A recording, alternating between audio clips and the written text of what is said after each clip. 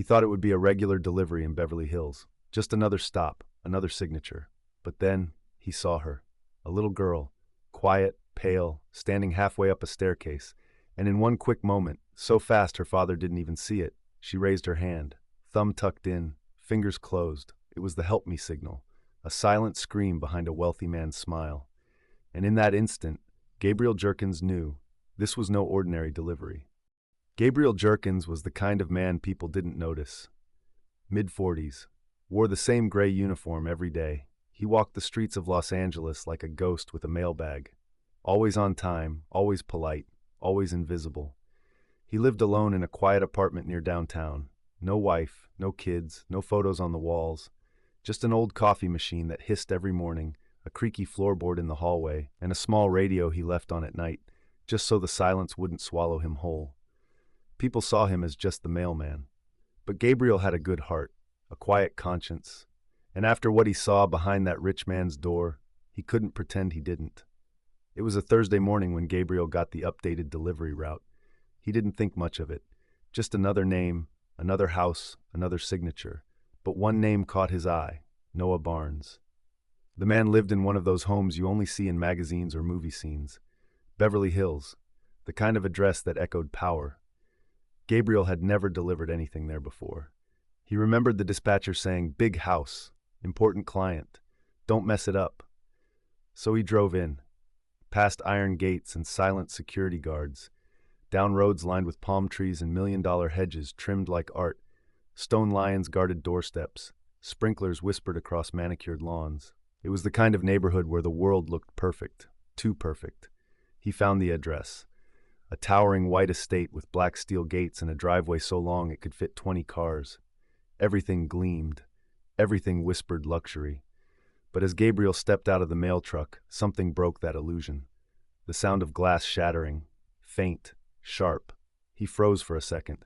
Maybe it was nothing. A broken cup, a housekeeper clumsy with a vase. Still his gut shifted. He walked to the door. It took longer than usual to open. When it finally creaked, a man stood in the doorway, mid-40s, tall, clean-shaven, wearing a sleek black sweater and expensive watch.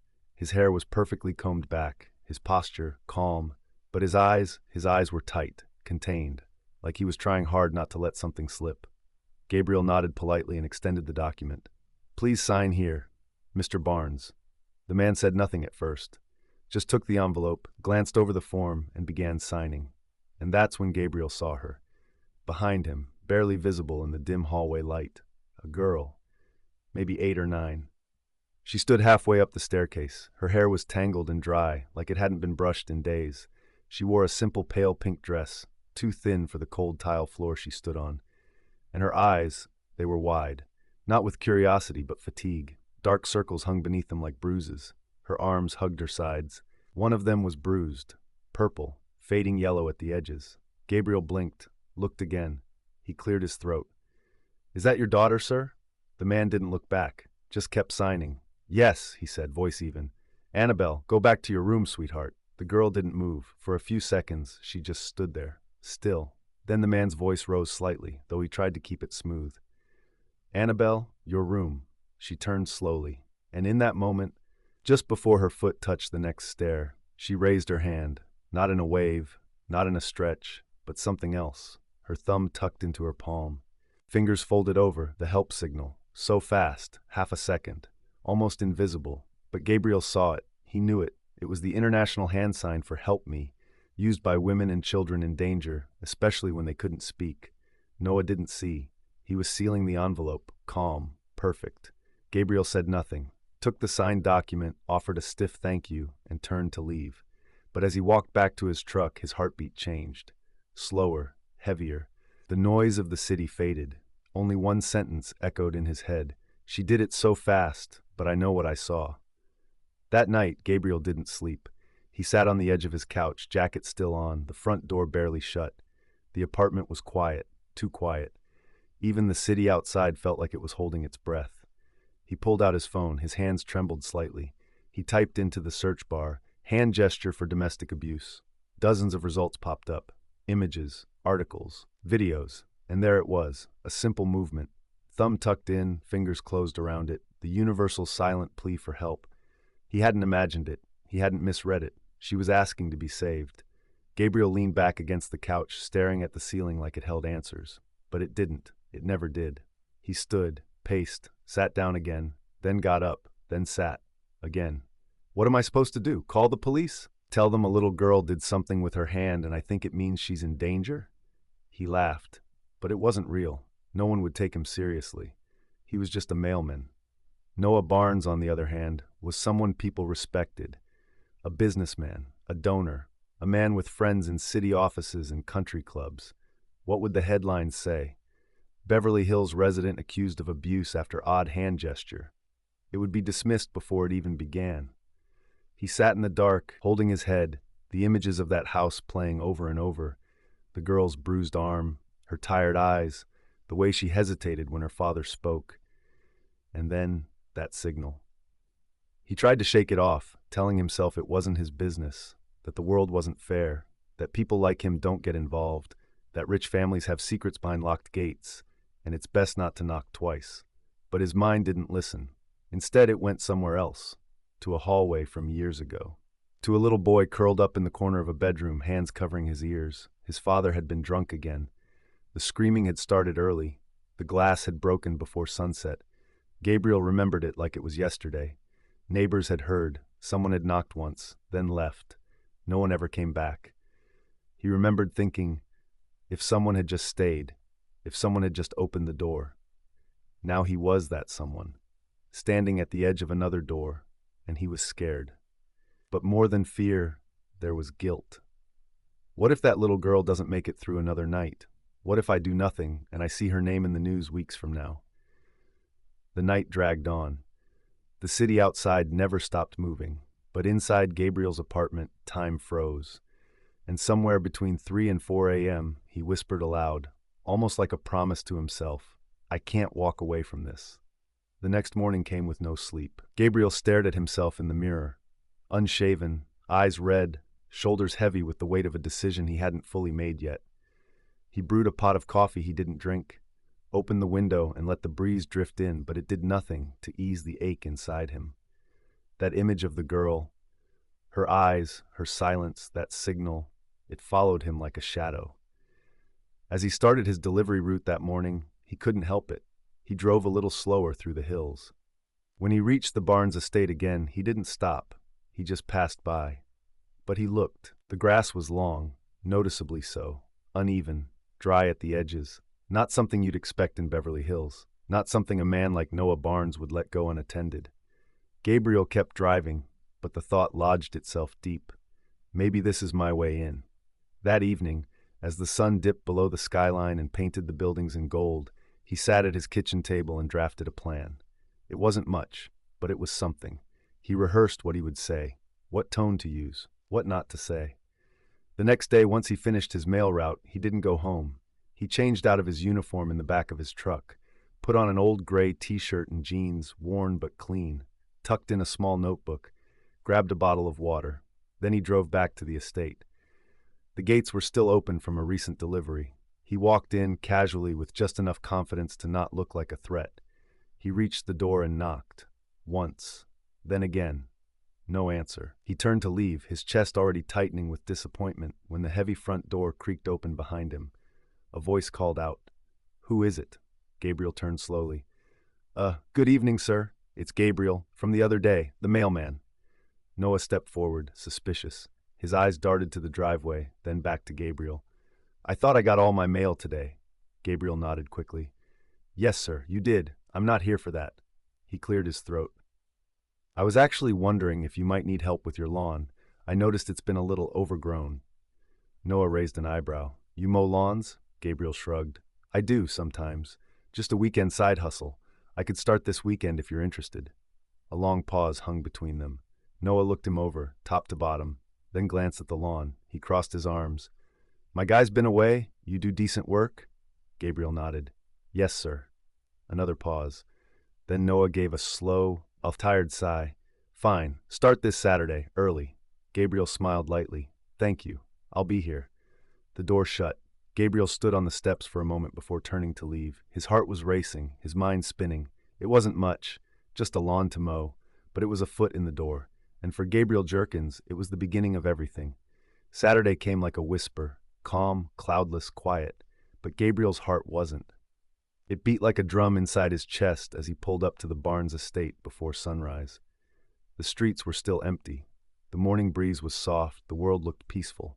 But peace, he knew, was often just a mask. He parked across the street, sat for a few moments in the truck, and stared at the front door.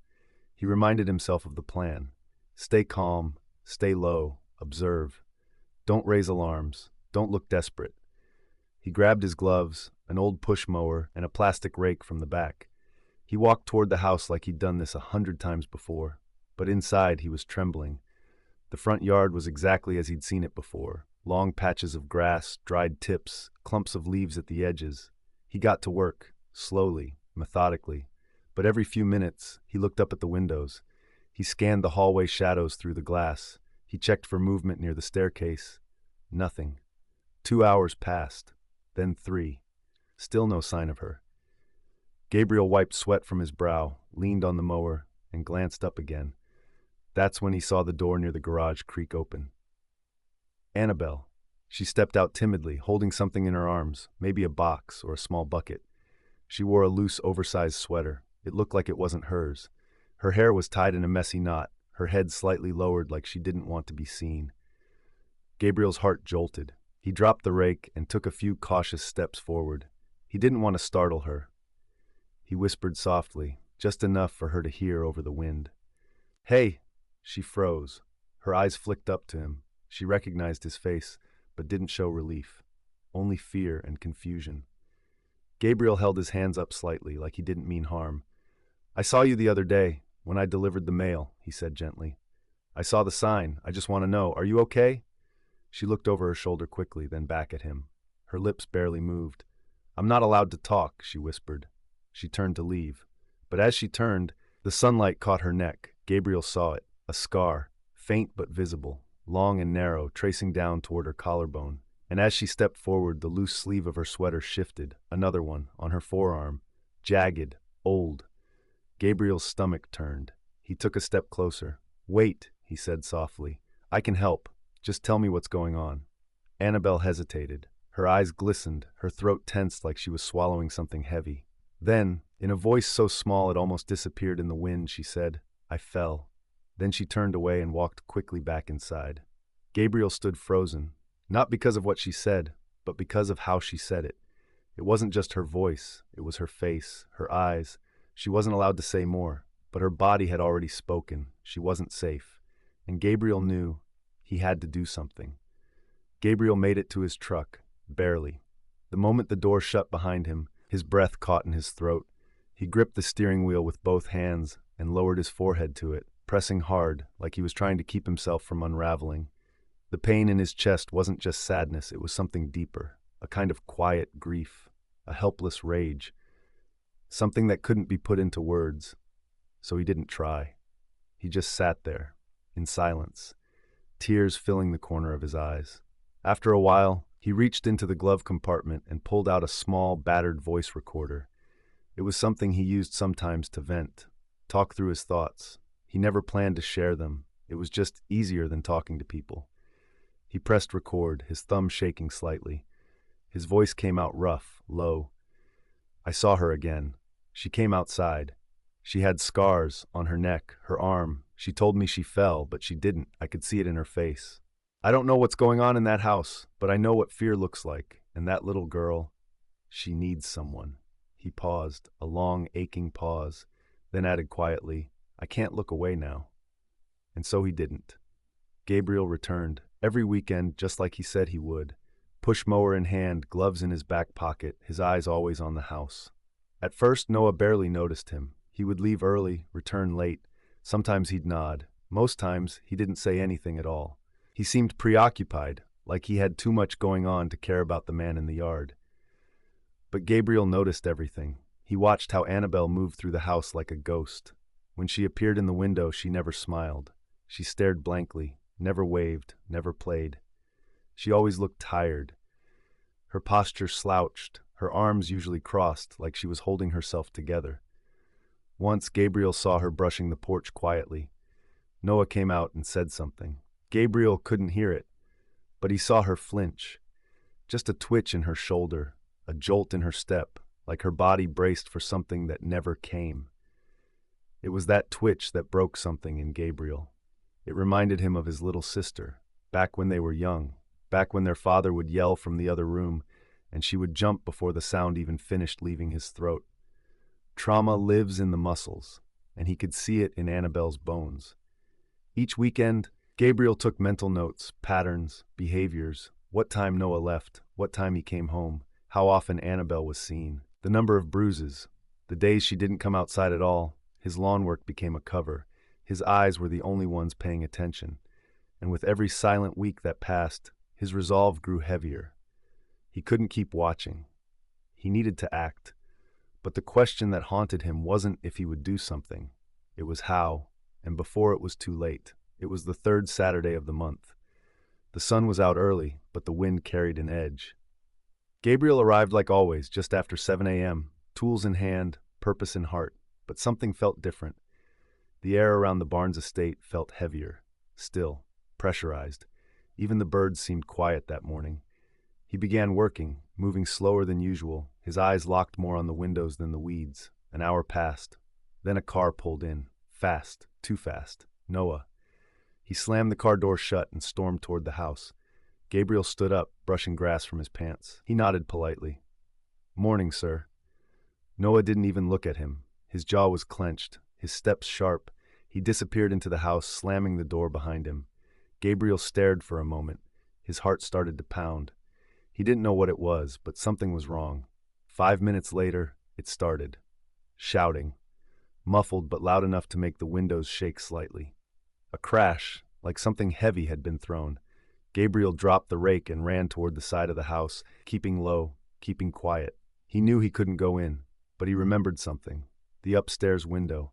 One of them was often left cracked open. He moved fast, heart in his throat, sweat on his palms. He crouched beneath the window and slowly rose to look inside. What he saw turned his stomach. Inside the room, Noah stood over Annabelle. His voice thundered through the space. His hands were raised. Then they came down. A slap. Annabelle staggered back, catching herself on a desk. She sobbed, one hand to her face, the other trembling. "I'm sorry, Dad. Please," she cried. Noah stepped forward again, yelling something Gabriel couldn't make out. But it didn't matter. The fear in her voice said it all. Gabriel's body froze. He felt sick, his legs weak, his mind screaming to break the glass and stop it. But instead, he reached into his pocket, pulled out his phone, and hit record. He focused the camera through the crack in the window. His hands trembled as he held it. His breathing slowed, each second heavy with dread. He wanted to scream, to burst in and pull her out. But he knew this was the moment. This was the proof he needed. The video rolled. Noah's voice rang out again. Annabelle's cries followed. Gabriel looked away for a second, blinking back the burn in his eyes. But he kept recording, because this time, he wasn't going to walk away empty-handed. As soon as Noah left the room and the shouting stopped, Gabriel backed away from the window. His hands were shaking. His knees nearly buckled. He hurried back to his truck, fumbled for his phone, and dialed. 911. 911, what's your emergency? A calm voice answered, but Gabriel's voice cracked. There's a little girl. She's being abused. I just saw it. I recorded it. The line stayed silent for half a second. Then, do you have evidence, sir? Gabriel swallowed hard. His grip tightened on the phone. Yes, he said. I recorded everything. The sirens weren't loud, not the way they usually are in the city. They approached silently, unmarked vehicles creeping up the curved road like shadows in the morning sun. 2 police cars, 4 officers. Gabriel stood by the gate, waiting. His phone still in hand, his fingers numb from holding it so tightly. His chest rose and fell with slow, deliberate breaths. He had done it. He had made the call. Now, all he could do was hope they believed him. The officers stepped out, calm, direct. One approached the door, the others followed. Gabriel pointed to the house, his voice low but steady. He's inside. The little girl, Annabelle, she's in there. I have the video. He hit her. Just then, the front door opened. Noah Barnes stepped out, calm at first, until he saw the badges. Then his face twisted. "What the hell is going on? Do you know who I am?" he barked. His voice echoed off the walls of the estate. One officer stood firm. "We received a report of suspected child abuse. Step aside, sir." Noah laughed bitterly. "You think you can come into my home based on some nonsense? I want a name. Who filed this?" Gabriel stepped forward. He raised his phone. "I did." The officer took the phone, played the video, and watched. Noah's words stalled. His shoulders stiffened. The color in his face drained slowly. The officer's expression didn't change. He looked up and gave a quiet nod. He turned to another officer. "Secure the perimeter. We're going in." As they walked past Gabriel, one of them slowed for a second, just long enough to murmur, barely above a whisper, "You did the right thing." And just like that, the doors that once seemed untouchable were opened wide. Inside the house, the officers moved quickly but gently. They didn't shout. They didn't draw weapons. They moved with purpose. It didn't take long to find her. Upstairs, back bedroom, door barely open. She was sitting on the floor near the window, legs crossed, back hunched, a small blanket pulled over her knees like she was trying to disappear. Her eyes were distant, vacant, but when the officer said her name, she looked up. "Annabelle?" She blinked slowly, then nodded, but said nothing. They didn't push her. They just knelt beside her, and for the first time in a long time, someone reached out with kindness. Outside, Gabriel stood on the lawn, unsure if he should stay, unsure if he had done too much or not enough. Then he saw her. She was standing at the top of the stairs now, gently led by an officer, her face still pale, her body still trembling, but her eyes locked with his. She didn't smile. She didn't wave. She just mouthed a single word, "Thank you." And in that one moment, everything Gabriel had carried, the fear, the doubt, the sleepless nights, was worth it. At the precinct, the walls were cold, the lights too bright. Noah sat in the interrogation room, arms crossed, lips pressed into a tight line. He looked like a man still trying to control the situation, still trying to control the story. But hours passed, and silence, real silence, has a way of pressing in like a vice. Eventually, he cracked. It started slow, a sigh, a glance toward the mirrored wall, then his voice, low, bitter, twisted with something deeper than just anger. "She's not mine." The officer leaned forward. "Annabelle?" Noah nodded, still staring at nothing, still locked inside a war only he understood. "My wife, Allison, she died the day Annabelle was born. Complications, hemorrhage." He paused, his jaw clenched. "They tried to save her. The doctors did everything they could, but she was gone before I even got to the hospital." He shook his head slowly, like he was still trying to make sense of it. "And then, not even a month after the funeral, I found out." His voice cracked on that last word. "She cheated on me, while she was pregnant, with some guy I didn't even know. A stranger. She lied to my face, for months." Noah leaned back, eyes glassy. "I buried my wife, and with her I buried the life I thought I had." The room was still, and every time I looked at that child, he swallowed hard. I didn't see Allison. I didn't see family. I saw betrayal. I saw a lie wrapped in a baby blanket. The officer didn't interrupt, just listened. Noah went on. "I tried, at first I really did. Formula, lullabies, stuffed animals, the whole thing. I even convinced myself I could love her, that she was innocent, that she was just a baby. But every time she cried, I heard Allison's voice in my head. Every time she smiled, I remembered what was stolen from me." His fists balled, and then one day, I just stopped trying. He looked up, eyes cold now. "She's not mine. She's not even mine." No one spoke for a while. Not the officers, not Noah. The weight of the confession filled every corner of the room. Outside, Gabriel sat in the waiting area. He didn't know the details yet, but deep down he had always felt it, that what was happening in that house was rooted in something old, something broken, something poisonous. And now, the truth had a voice.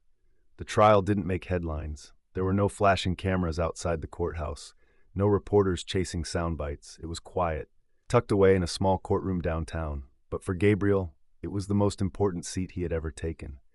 He sat at the back, alone, hands folded, shoulders low. He didn't want attention. He just wanted the truth to be heard. Noah Barnes sat across the room, clean suit, blank face, flanked by lawyers who tried to paint him as misunderstood, as a grieving husband, as a man pushed too far. But the evidence spoke louder than any defense. The video, the scars. The trembling child who wouldn't speak. Then came the child psychologist. She took the stand with calm, measured words. She spoke of trauma, layered, silent, complex. She explained how children often don't cry for help the way adults expect, how they shrink, how they freeze, how they forget what joy feels like. She said Annabelle's case was severe: long-term exposure to emotional and physical abuse, neglect, intimidation. She called it sustained psychological injury.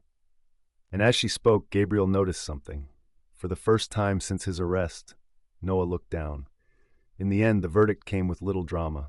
Guilty, child abuse, child endangerment, sentenced to years behind bars. Justice wasn't loud that day, but it was clear, and for Annabelle, it was the beginning of something new. After the trial, Annabelle was placed into protective custody.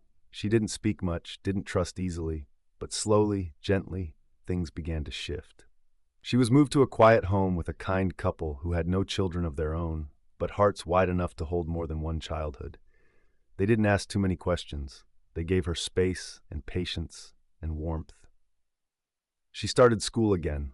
She began drawing, mostly animals and trees, and sometimes flowers growing through cracks in pavement. Months passed.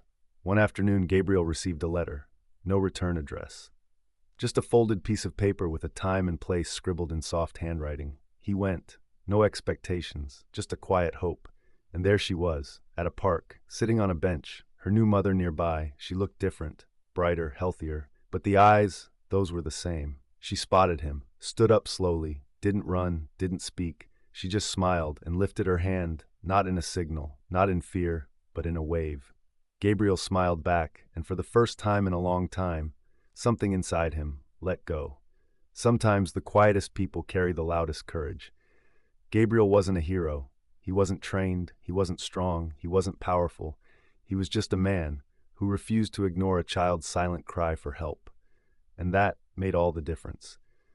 If you ever see the help me hand gesture, don't ignore it. Don't second guess it. Don't look away. You might be someone's only chance at safety. And here brings us to the end of the story. A story about quiet bravery, about listening with more than just your ears, and about the power of noticing what others choose to ignore. If this story moved you, if it made you think or feel or remember, please don't keep it to yourself.